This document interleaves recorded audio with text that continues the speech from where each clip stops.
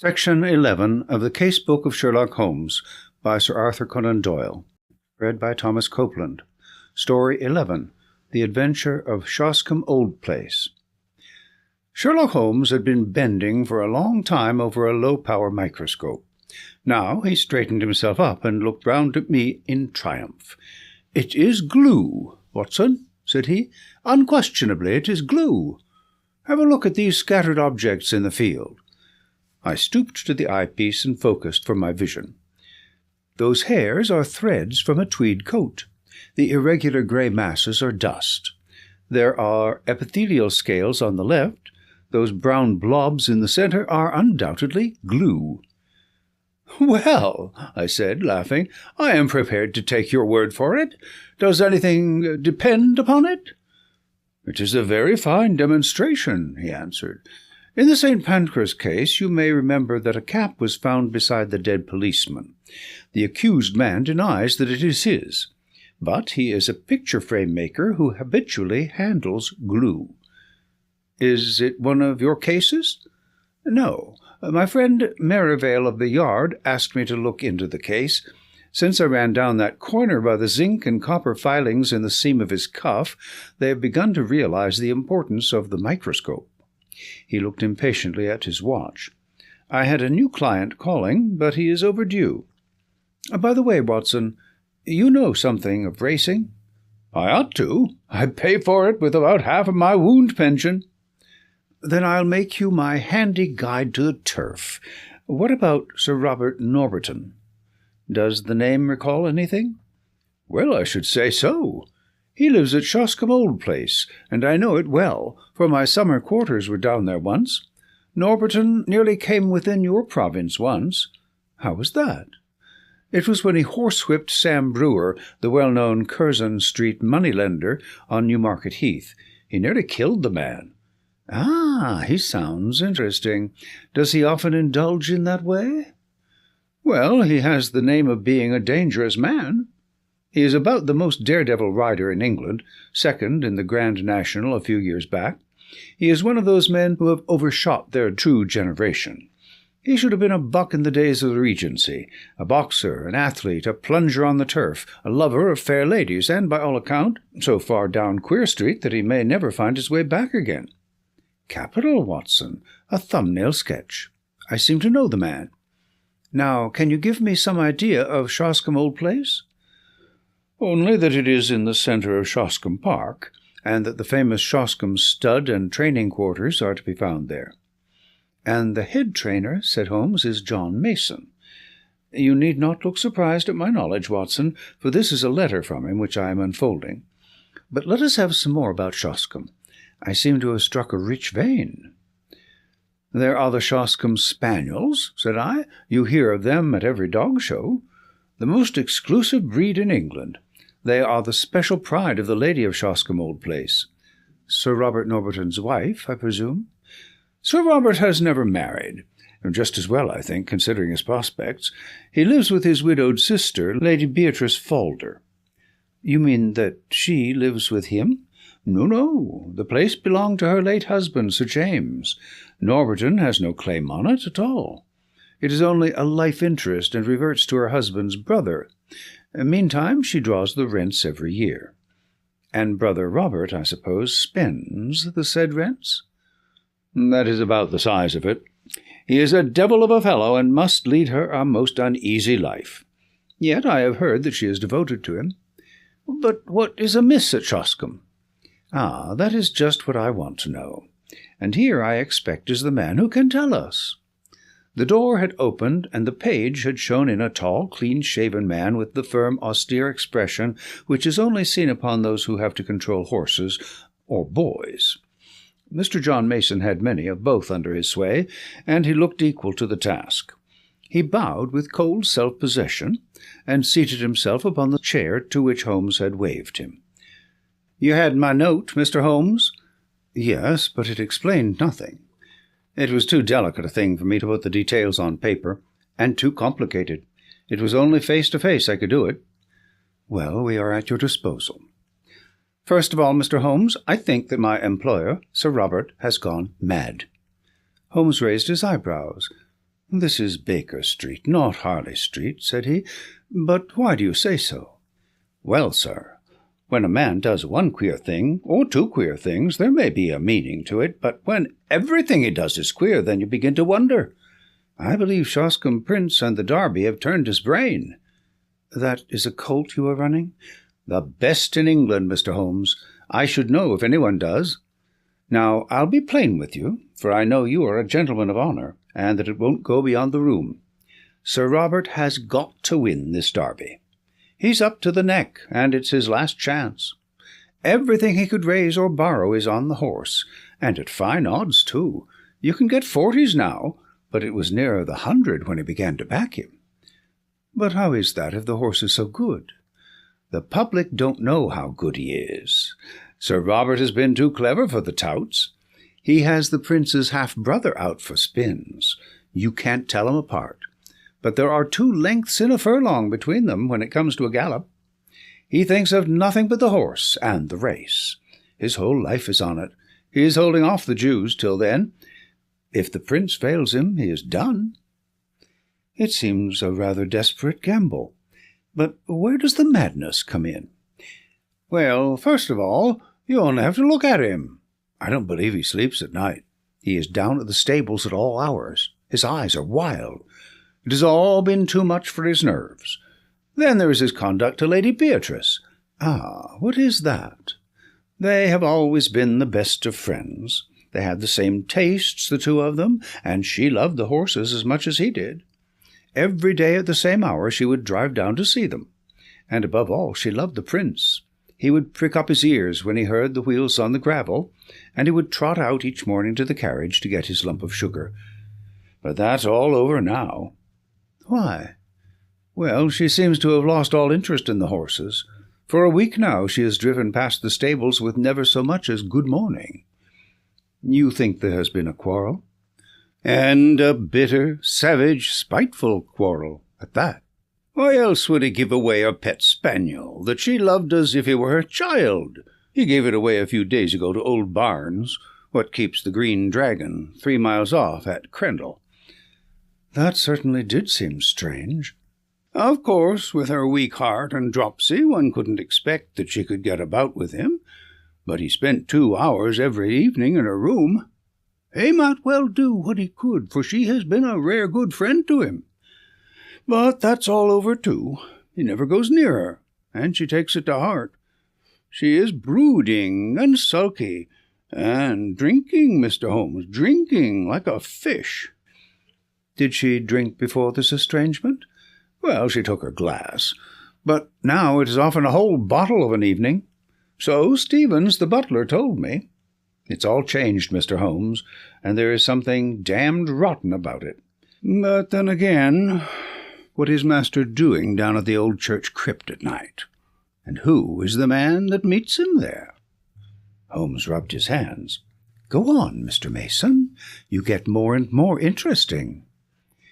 "It was the butler who saw him go. 12 o'clock at night and raining hard. So next night I was up at the house, and sure enough, master was off again. Stevens and I went after him, but it was jumpy work, for it would have been a bad job if he had seen us. He's a terrible man with his fists if he gets started, and no respecter of persons.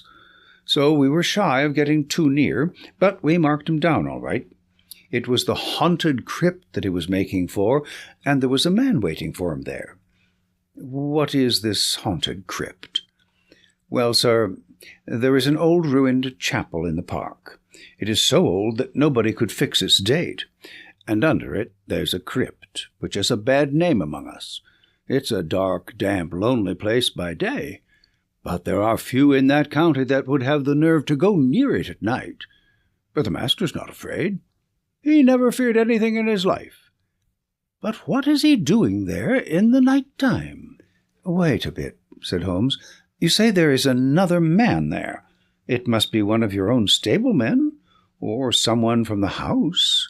Surely you have only to spot who it is and question him." "It's no one I know." "How can you say that?" "Because I have seen him, Mr. Holmes.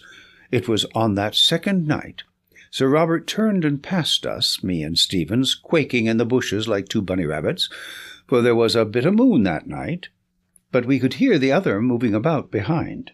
We were not afraid of him, so we up when Mr. Robert was gone and pretended we were just having a walk like, in the moonlight, and so we came right on him as casual and innocent as you please. "Hullo, mate, who may you be?" says I.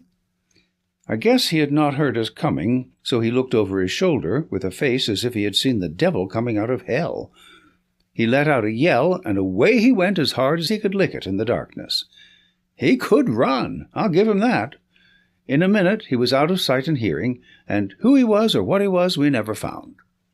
But you saw him clearly in the moonlight? Yes, I would swear to his yellow face. A mean dog, I should say. What could he have in common with Sir Robert? Holmes sat for some time lost in thought. "Who keeps Lady Beatrice Falder company?" he asked at last. "There is her maid, Carrie Evans. She has been with her this 5 years."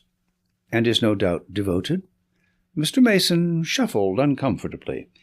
"She's devoted enough," he answered at last, "but I won't say to whom." "Ah," said Holmes, "I can't tell tales out of school." "I quite understand, Mr. Mason. Of course, the situation is clear enough. From Dr. Watson's description of Sir Robert, I can realize that no woman is safe from him. Don't you think the quarrel between brother and sister may lie there?" "Well, the scandal has been pretty clear for a long time. But she may not have seen it before. Let us suppose that she has suddenly found it out. She wants to get rid of the woman. Her brother will not permit it. The invalid, with her weak heart and inability to get about, has no means of enforcing her will. The hated maid is still tied to her. The lady refuses to speak, sulks, takes to drink. Sir Robert, in his anger, takes her pet spaniel away from her. Does not all this hang together?" "Well, it might do, so far as it goes." "Exactly, as far as it goes. How would all that bear upon the visits by night to the old crypt? We can't fit that into our plot." "No, sir, and there is something more that I can't fit in. Why should Sir Robert want to dig up a dead body?" Holmes sat up abruptly. "We only found it out yesterday, after I had written to you. Yesterday Sir Robert had gone to London, so Stevens and I went down to the crypt. It was all in order, sir, except that in one corner was a bit of a human body."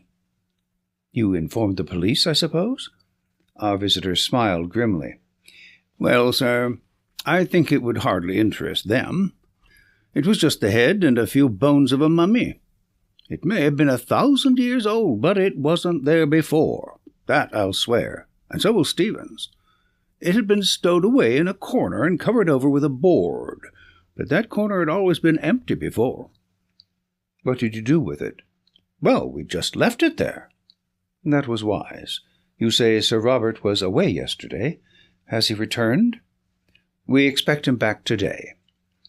"When did Sir Robert give away his sister's dog?" "It was just a week ago today. The creature was howling outside the old well-house, and Sir Robert was in one of his tantrums that morning. He caught it up, and I thought he would have killed it.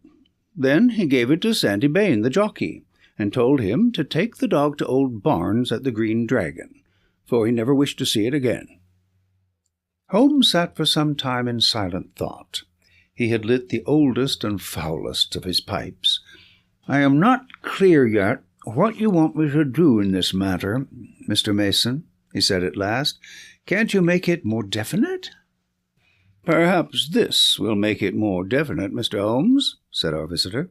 He took a paper from his pocket, and, unwrapping it carefully, he exposed a charred fragment of bone. Holmes examined it with interest. "Where did you get it?" "There is a central heating furnace in the cellar under Lady Beatrice's room. It's been off for some time, but Sir Robert complained of cold and had it on again. Harvey runs it. He's one of my lads. This very morning he came to me with this, which he found raking out the cinders. He didn't like the look of it." "Nor do I," said Holmes. "What do you make of it, Watson?" It was burned to a black cinder, but there could be no question as to its anatomical significance. "It's the upper condyle of a human femur," said I. "Exactly." Holmes had become very serious. "When does this lad tend to the furnace?" "He makes it up every evening and then leaves it." "Then anyone could visit it during the night?" "Yes, sir." "Can you enter it from outside?" "There is one door from outside. There is another which leads up by a stair to the passage in which Lady Beatrice's room is situated." "These are deep waters, Mr. Mason. Deep and rather dirty. You say that Sir Robert was not at home last night?" "No, sir." "Then whoever was burning bones, it was not he." "That's true, sir." "What is the name of that inn you spoke of?" "The Green Dragon." "Is there good fishing in that part of Berkshire?" The honest trainer showed very clearly upon his face that he was convinced that yet another lunatic had come into his harassed life. "Well, sir, I've heard there are trout in the mill stream and pike in the Hall Lake." "That's good enough. Watson and I are famous fishermen, are we not, Watson? You may address us in future at the Green Dragon. We should reach it tonight. I need not say that we don't want to see you, Mr. Mason, but a note will reach us, and no doubt I could find you if I want you. When we have gone a little farther into the matter, I will let you have a considered opinion." Thus it was that on a bright May evening Holmes and I found ourselves alone in a first-class carriage and bound for the little halt-on-demand station of Shoscombe. The rack above us was covered with a formidable litter of rods, reels, and baskets. On reaching our destination, a short drive took us to an old-fashioned tavern where a sporting host, Josiah Barnes, entered eagerly into our plans for the extirpation of the fish of the neighbourhood. "What about the Hall Lake and the chance of a pike?" said Holmes. The face of the innkeeper clouded. "That wouldn't do, sir. You might chance to find yourself in the lake before you were through." "How's that, then?" "It's Sir Robert, sir. He's terrible jealous of touts. If you two strangers were as near his training quarters as that, he'd be after you as sure as fate. He ain't taking no chances, Sir Robert ain't." "I've heard he has a horse entered for the Derby." "Yes, and a good colt, too. He carries all our money for the race, and all Sir Robert's into the bargain. By the way," he looked at us with thoughtful eyes, "I suppose you ain't on the turf yourselves?" "No, indeed, just two weary Londoners who badly need some good Berkshire air." "Well, you are in the right place for that. There's a deal of it lying about. But mind what I have told you about Sir Robert. He's the sort that strikes first and speaks afterwards. Keep clear of the park." "Surely, Mr. Barnes, we certainly shall. By the way, that was a most beautiful spaniel that was whining in the hall." "I should say it was. That was the real Shoscombe breed. There ain't a better in England." "I'm a dog fancier myself," said Holmes. "Now, if it is a fair question, what would a prize dog like that cost?" "More than I could pay, sir. It was Sir Robert himself who gave me this one. That's why I have to keep it on a lead. It would be off to the Hall in a jiffy if I gave it its head." "We are getting some cards in our hand, Watson," said Holmes, when the landlord had left us. "It is not an easy one to play, but we may see our way in a day or two. By the way, Sir Robert is still in London, I hear. We might perhaps enter the sacred domain tonight without fear of bodily assault. There are one or two points on which I should like reassurance." "Have you any theory, Holmes?" "Only this, Watson, that something happened a week or so ago which has cut deep into the life of the Shoscombe household. What is that something? We can only guess at it from its effects. They seem to be of a curiously mixed character, but that should surely help us. It is only the colourless, uneventful case which is hopeless. Let us consider our data.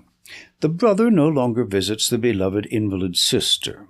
He gives away her favourite dog. Her dog, Watson. Does that suggest nothing to you?" "Nothing but the brother's spite. Well, it might be so, or, well, there is an alternative. Now, to continue our review of the situation from the time that the quarrel, if there is a quarrel, began. The lady keeps to her room, alters her habits, is not seen save when she drives out with her maid, refuses to stop at the stables to greet her favorite horse, and apparently takes to drink. That covers the case, does it not? Save for the business in the crypt. That is another line of thought. There are two, and I beg you will not tangle them. Line A, which concerns Lady Beatrice, has a vaguely sinister flavor, has it not?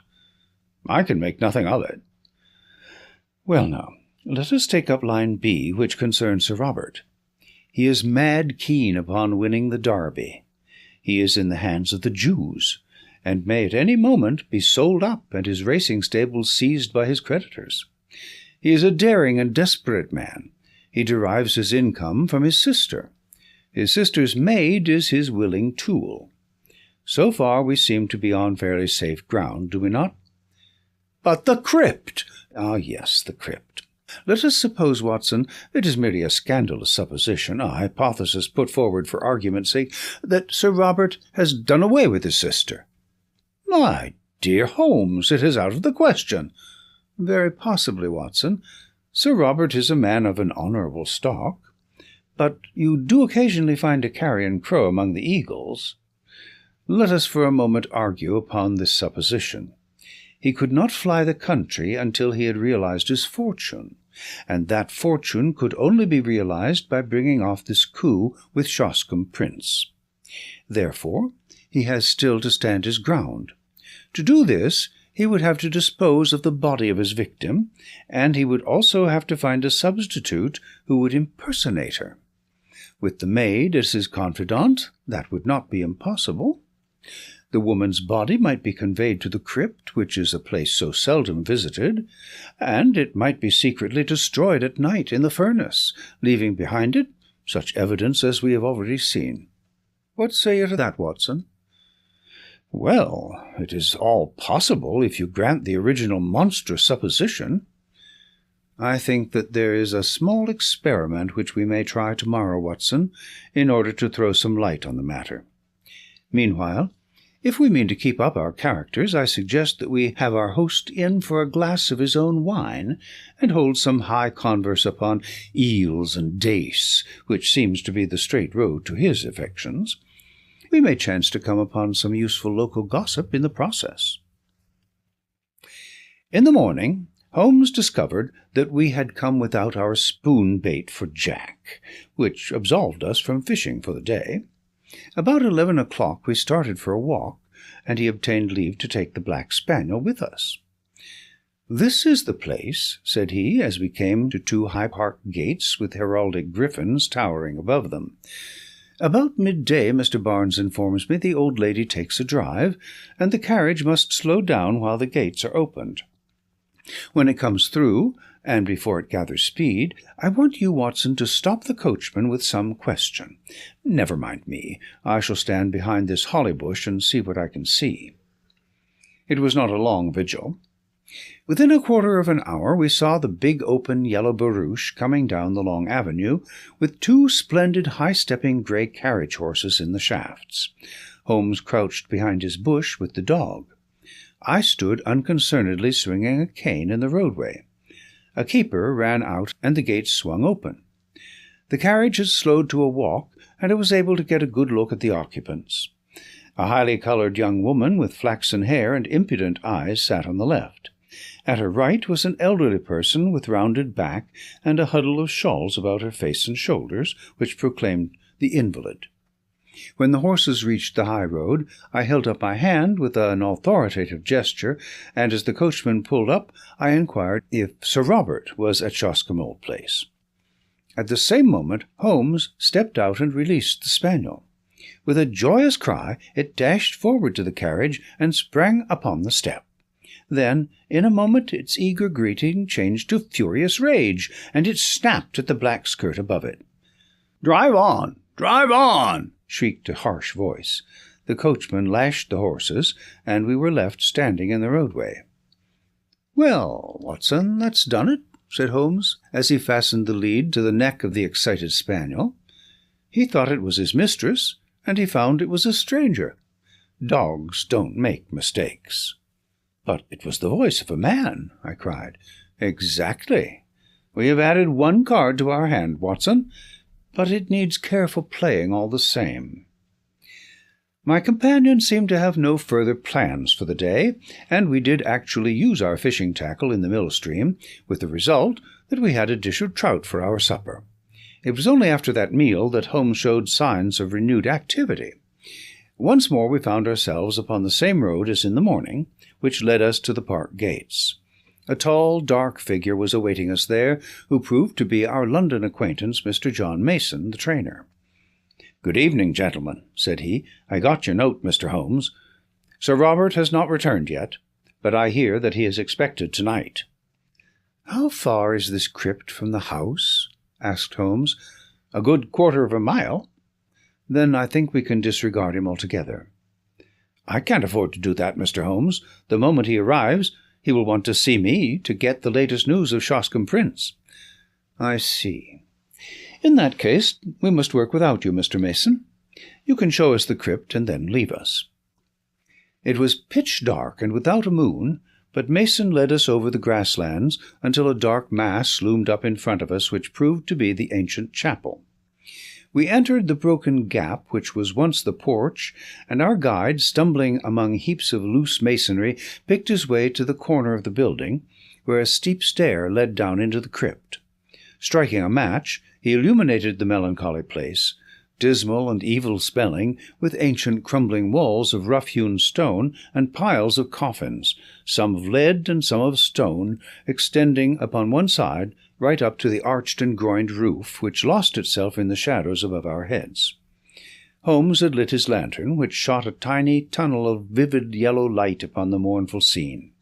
Its rays were reflected back from the coffin plates, many of them adorned with the griffin and coronet of this old family, which carried its honours even to the gate of death. "You spoke of some bones, Mr. Mason. Could you show them before you go?" "They are here in this corner." The trainer strode across, and then stood in silent surprise as our light was turned upon the place. "They're gone," said he. "So I expected," said Holmes, chuckling. "I fancy the ashes of them might even now be found in that oven which has already consumed a part." "But why in the world would anyone want to burn the bones of a man who has been dead for 1,000 years?" asked John Mason. "That is what we are here to find out," said Holmes. "It may mean a long search, and we need not detain you.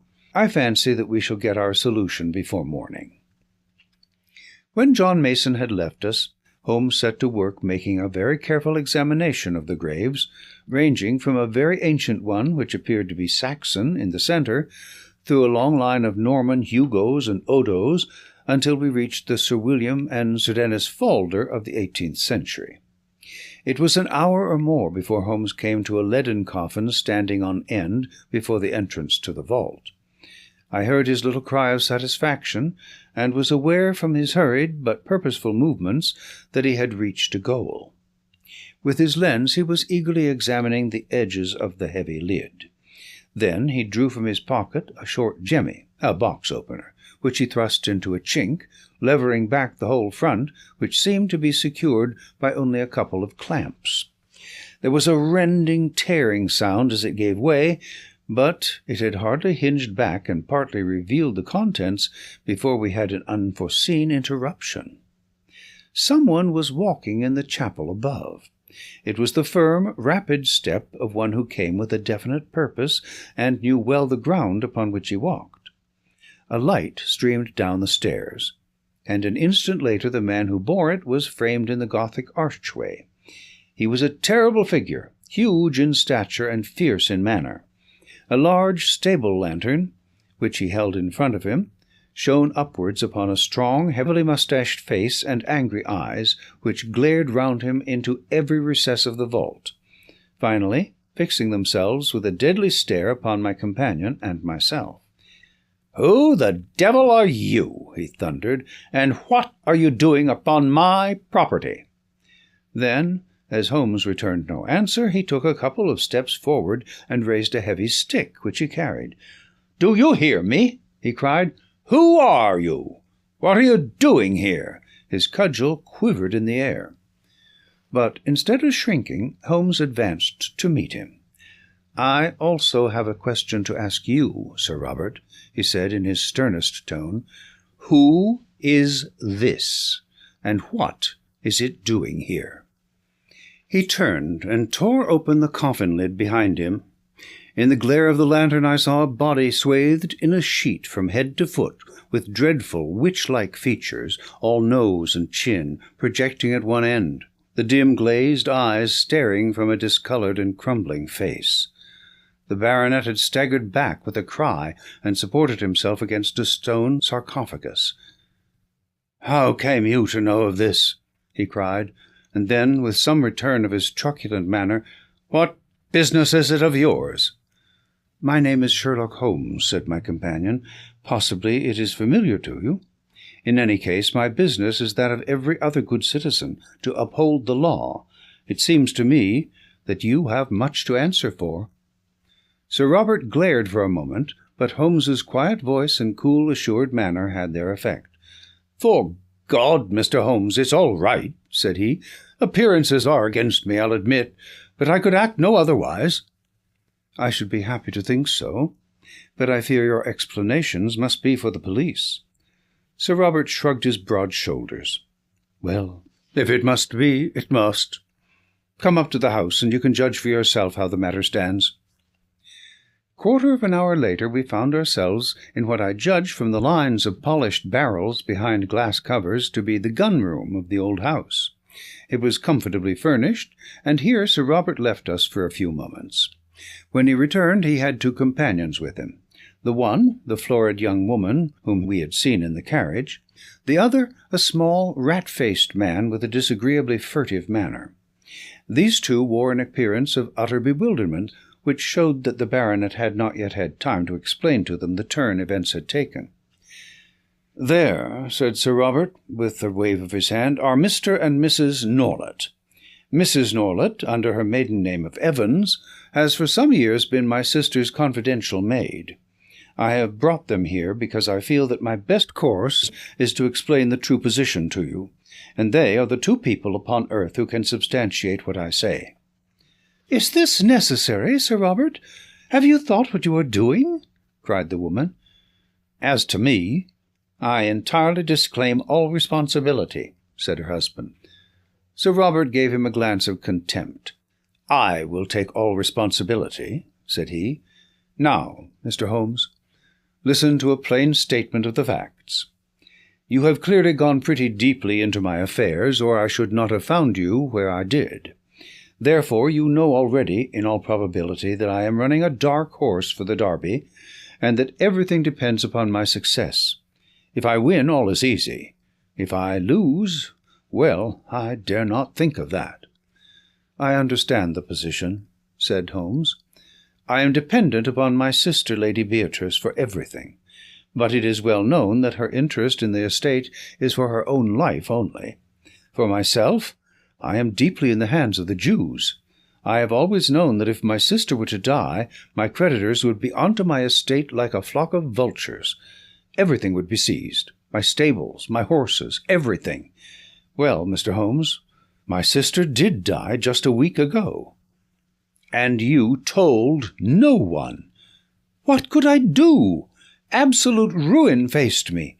If I could stave things off for 3 weeks, all would be well. Her maid's husband, this man here, is an actor. It came into my head, that he could, for that short period, personate my sister.